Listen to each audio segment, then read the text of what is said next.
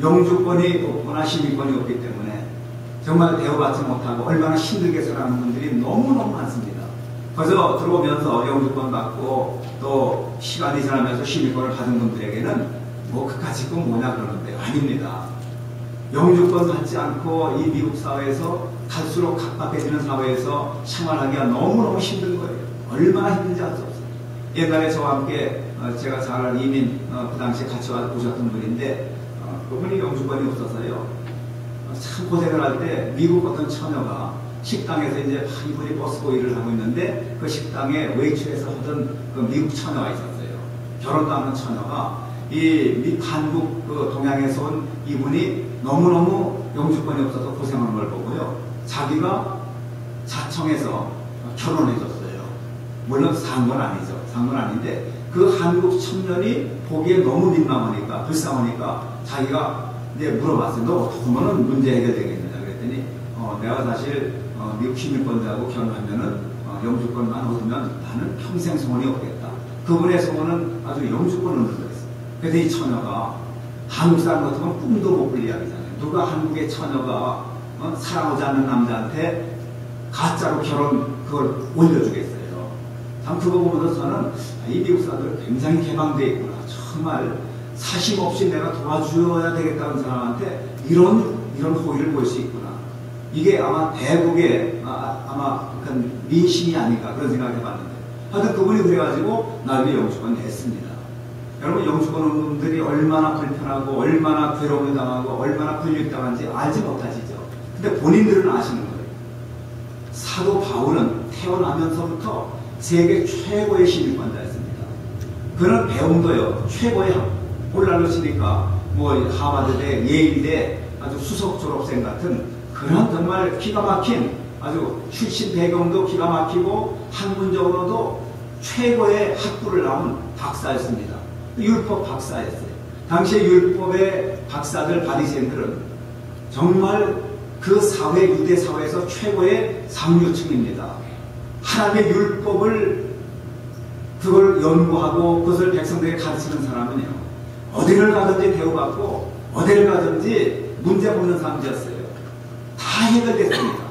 근데 사도 바울은 그런 자랑할 만한 것이 엄청나게 많음에도 불구하고 환상과 계시를 자랑하는 거예요.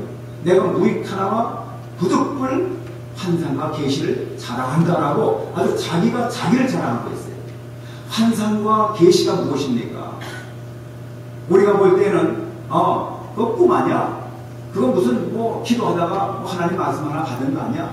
그 정도로 생각할 수 있지만 사도 바울에게는 환상과 계시라는 그것이 자기가 일생 동안 그 누려왔고 싸웠던 어떤 세상적인 것보다도 너무 귀하고 너무 가치가 있는 것이기 때문에 그는 그것을 나는 자랑한다라고 말씀하고 있습니다.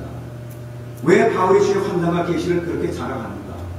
그것은 하나님께서 주시는 선물이었기 때문에 환상과 계시는 아무나 함부로 받지 못합니다.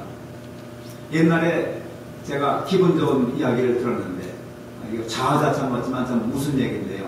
제가 통신도 때에 이제 교회에서 봉사도 하고 뭐 찬양도 드리고 이제 그럴 때 저희 이제 목사님께서 이제 설교를 하시는데 저희 집사람이 보니까는 제가 바로 그 자리에 설교를 하는 사람이 바로 저러 보여서 가지고 눈을 막 씻고 보는데도 여전히 저더래요. 그래서 이상하다.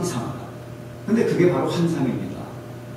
환상은 어떤 이렇게 비몽사몽간에 또는 어떤 눈을 뜨고 있는데도 불구하고 이상하게 하나님께서 무언가를 보여주실 때 분명히 내가 경험하지 못했던 그런 일을 하나님이 눈을 뜨고 있는 상태든지 꿈을 꾸든지 어떤 형편에서든지 당신의 어떤 계획을 보여주실 때 우리 환상이라고 해요. 어떤 분들은 천국에 대한 환상을 봅니다. 사도 요한은 천국의 그 예수님을 통해서 천국을 경험하면서 마지막 때 이루어질 사건을 기록한 것이 요한계시록이 아닙니까?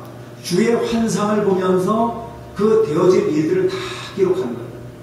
어떤 분들은 요즘에도요 천국을 환상을 통해서 다녀오는 분들이 있습니다.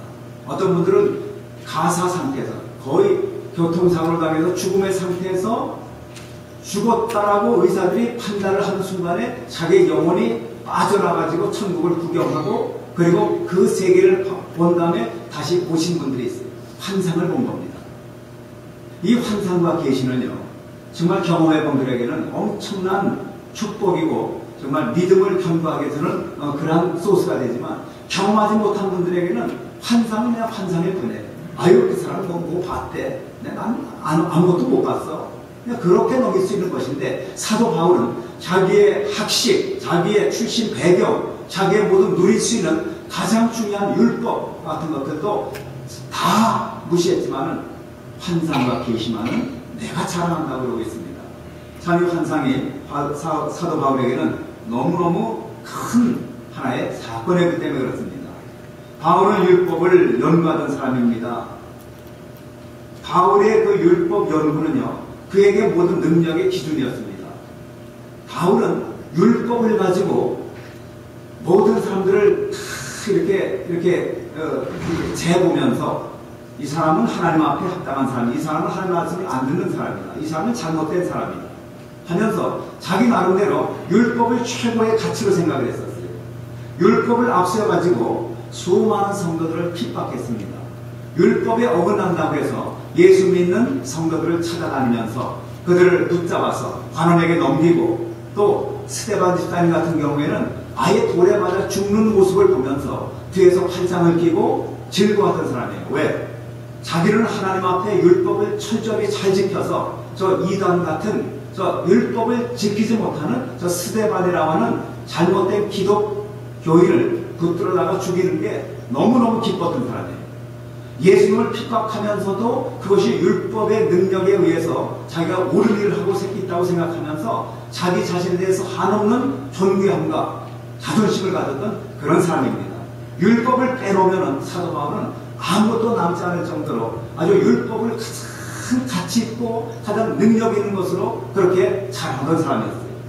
그런데 어느 순간에 사도 바울은 율법을 자랑하지 못하는 사람이었습니다. 왜냐하면 주님께서 환상과 계시를 보여주신 그 후부터는 그의 삶이 완전히 180도 뒤바뀐 거예요.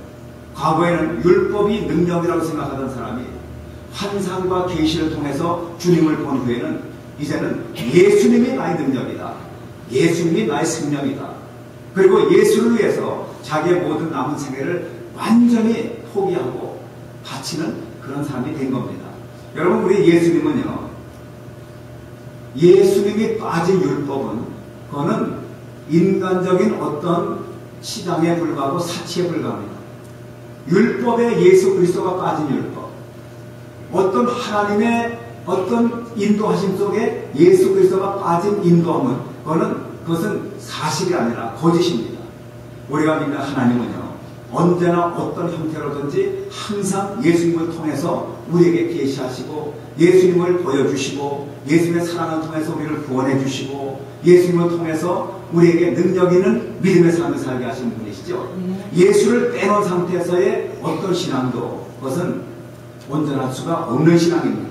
그것은 마치 사도 바울이 율법을 숨긴다고 하면서 예수의 사랑이 빠진 율법을 가지고 사람들을 쫓아다니면서 핍박을 했어요. 자기 딴에는 하나님을 열심히 믿는다고 했는데 알고 보니까 예수를 핍박하는 적 그리스도인을 했던 거예요. 그러니까 다메섹 도상에서 사도 바울을 만난 예수님께서 뭐라고 그러십니까? 사울아 사울아, 내가 왜 나를 핍박하느냐? 주여 미시오니까. 분명히 그 음성이 들릴 때는 하나님의 음성으로